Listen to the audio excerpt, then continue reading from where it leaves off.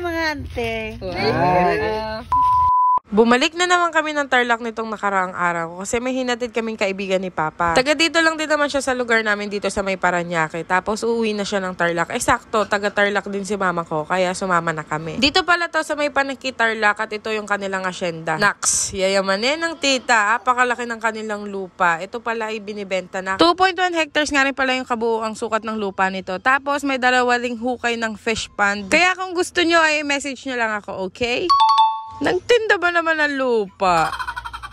May mga tanim din pala sila ditong flowers katulad yung purple. Ang ganda-ganda niya sa personal. Tapos itong maraming to, ang ganda. Color pink, red, orange, and yellow siya. Habang nagkakantuhan nga sila Papa, niyaya ko tong isang tita ko na mag-ikot-ikot muna. Naabutan nga namin dito yung pinsan ko na naghihilamo sa poso. Paano ba naman tanghaling tapat? Init na siguro siya. Since sa inyong nakatry ng maligo sa poso, nakakamiss diba? Yung kahit maligo ka ng maligo, hindi ka kakabahan kasi walang maniningil sa'yo ng tubig. Sobrang init na, pabalik na nga kami nito sa sasakyan. Para yayain sila Papa na pumunta na dun sa bahay ng kapatid ni Mama. Kung kailan nga kami pabalik, tsaka naman dumating tong si Inang. Ika naman sa ating vlog. Hi mga ante. Hi mga ante. ante. Oh, hi mga ante. Ano ba yan? Hi mga ante. Hey, welcome to our vlog. Kidita. Uy. Go. Welcome to our vlog. Okay. Peace out. Peace out. Peace out. Hay nako, good vibes talaga tong si Inang. Kami na nga ay dapat pabalik sa sasakyan, 'di ba? Sabi ko sa inyo. Pero nakita ko nga tong si Tita at saka si Inang uli na nangunguha ng sampalok dito. Napakarami kasing bunga ng sampalok na to. Naalala ko nung huling punta namin dito, ang kanila namang hinarvest dito sa lupa na to. Madaming mangga at siling green. At dahil wala nang tanim na siling green tapos hindi pa rin season ng mangga, ayan nga at sampalok na naman ang kanilang tinira.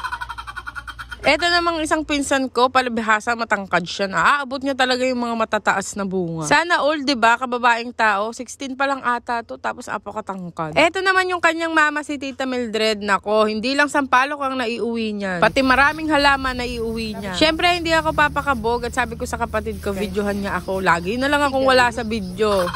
Come here, guys. Eto naman kapatid ko, may sama ng loob siguro sa akin. Kung makadikit naman yung cellphone, kulang na lang, idikit na lang kaya sa mukha ko para hindi na siya mahirapan mag-video. Sabi siguro ay pati pagkuha ba naman ng sampalok, ibibidyo pa. Ano? Marami-rami din naman yung nakuha namin, nakadalawang supot ata kami. Sarap daw isawsaw sa bagoong isda, sabi nung pinsan ko. Nung tinikman ko naman, nako, pagkakaasim. Sabi na nga nung may-aring hindi pa hinog, pinagkukuha pa din. Meron nga akong gustong kuhain. Nakita nyo naman, tinalon ko pa pero hindi ko naabot. Pero syempre, kailangan natin ng tulong kaya tinawag ko tong 6-footer kong pinsan. Taring, napaka-OA. Tapos na nga kaming manguha ng sampalok, tinawag naman ako nitong mama ko. Videohan ko daw siya dito sa may mga flowers kasi daw ang ganda. Aba syempre, sino ako para humindi? Ilocano yan, pag nagalit yan, parang rapper yan. Pasimple lang yan, pero naghahanap yan ng ugat na pwede niyang matanim sa bahay. Plantita yan kahit ayaw sa kanya ng plant, gusto niya. Pabalik na talaga ako nito sa sasakyan, kanina ko pa nga sinasabi. Nakita ko na naman tong tita ko na nangunguha dito ng tanim. Ayan nga at dala pati ugat. Talagang sulit na sulit ang pagbisita. Next time ulit, bye!